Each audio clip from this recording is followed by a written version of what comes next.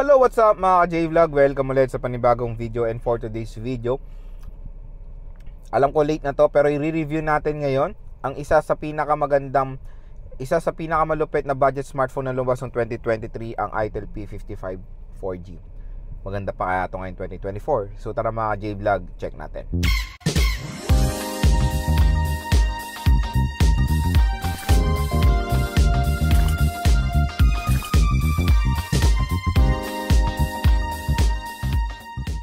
So yun na mga J-Vlog, i-review natin ngayon ng Itel P54 4G.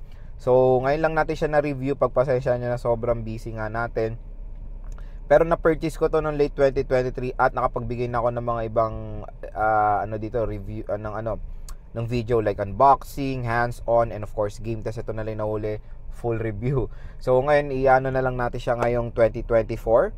So April 2024, ano na ba ang presyo ng Itel P54 4G. Pero first, dumatay sa SRP. Ang SRP ng Itel P55 4G is 5,999 pesos or almost 6,000 pesos na merong 8GB of RAM and 120GB of internal storage. So sa time na yan, 8GB 128 pa lang ang nilalabas. Pero naglabas na si Itel ng 8GB 256.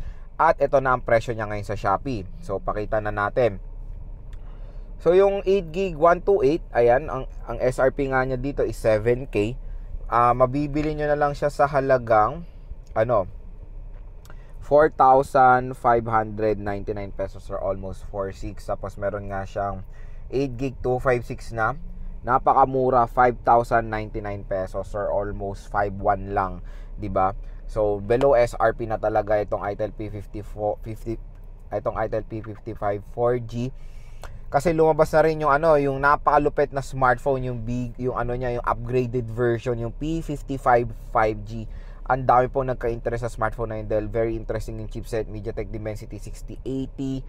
Pero ito is okay rin naman, yung chipset niya is Unisoc, tapos yung GPU niya is Mali G57. Nag-game test na natin itong syempre nag-game test na natin itong Itel P55 4G. Ay okay rin naman po ang kanyang gaming performance. So kung interesado kayo sa tech, kung interesado kayo sa Itel P55 4G, ayan mga J-Vlog, ilalagay ko po yung link niyan sa description box. I-check nyo na po. So next one mga J-Vlog, dito tayo sa mga advantages and disadvantages netong Itel P55 4G. May napansin ako mga slight disadvantage itong smartphone na to na gusto ko rin syempre i-share para fair naman.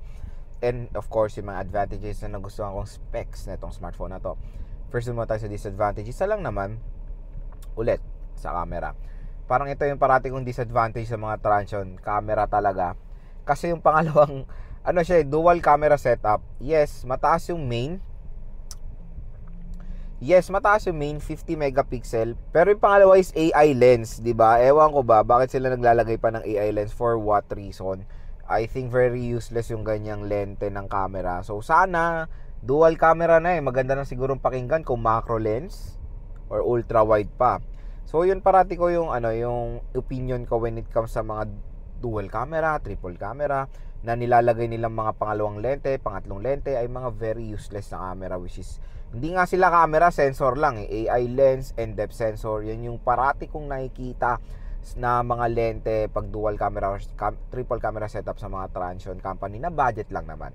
So yun, sana sa mga next na lumabas na smartphone ni Transsion na mga budget is mga useful naman na camera na ilagay nila sa pangatlo or pangalawang camera. So ilan na mga J-Vlog yung slight disadvantage yung techno ng Itel P55 4G. Next tayo sa mga advantages. Number 1, sa display. So yung display niya, maganda naman for me yung screen size. Malaki, 6.6. Tapos ang malupit doon, naka-punch hole na siya. So ito na yung mga nagiging trend ngayon sa kahit na even budget, transition na sila sa punch hole, lalo sa mga Transsion. Finally nalimutan na ang ng notch display. Tapos ang maganda doon, 9Hz screen refresh rate pa siya. Ito na minimum ngayon sa mga even budget 9Hz na nakikita ko minimum na okay yan for smoother animation.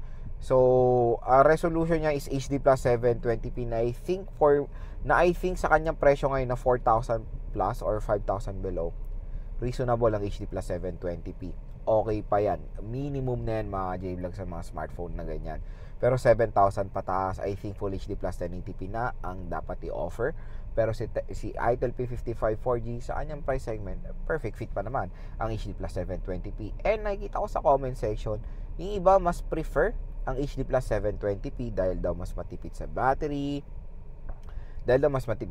So yun, nababasa ko lang naman yan na yes, totoo naman na pag mas mababang resolution, mas matipid sa battery. Pero syempre, sino ba naman ang ayaw na mas mataas ang resolution, di ba? For more enhancement ng graphics, mas maganda yung sharpness ng display.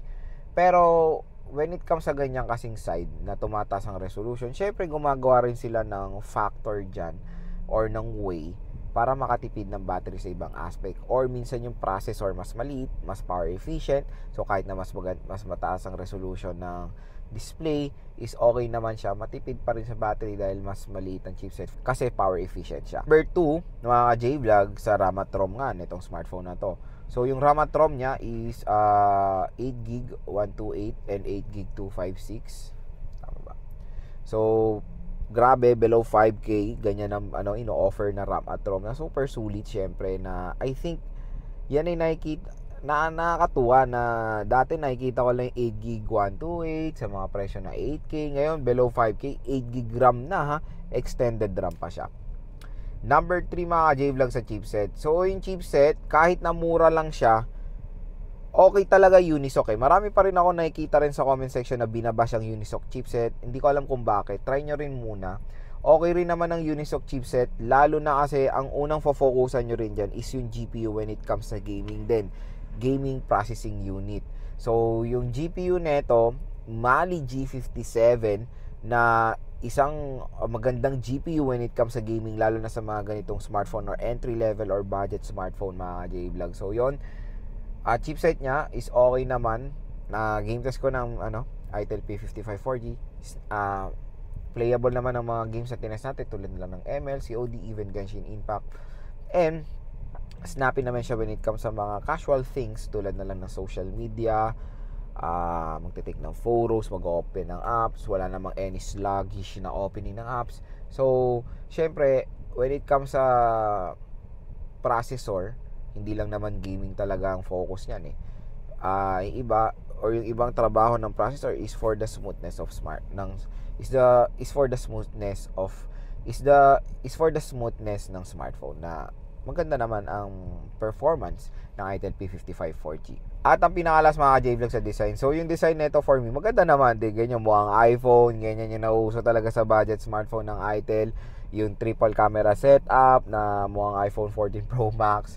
Pero yon, wag kayo malinlang, yung dalawang butas doon is isang useless na camera tapos isang flash. So yung isang camera lang ang useful doon.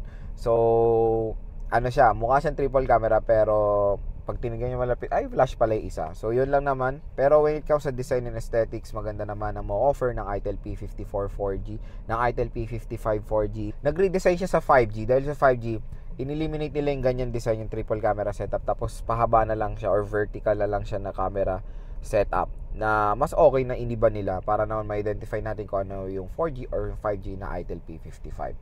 So yun lang na mga J-Vlog, yung mga napansin kong advantages or disadvantages na itong smartphone na to. So sana po nakatulong po sa inyo to kung bibili kayo nitong Itel P55 4G. So yan na mga J-Vlog, yung ating full review sa Itel P55 4G. So pagpasensya nyo na ngayon lang natin na review itong smartphone na to. Pero syempre hanggang ngayon 2024, available pa rin siya sa Shopee Market, sa official store ni Itel. Makakabili pa rin kayo pero mas murang halaga na siya.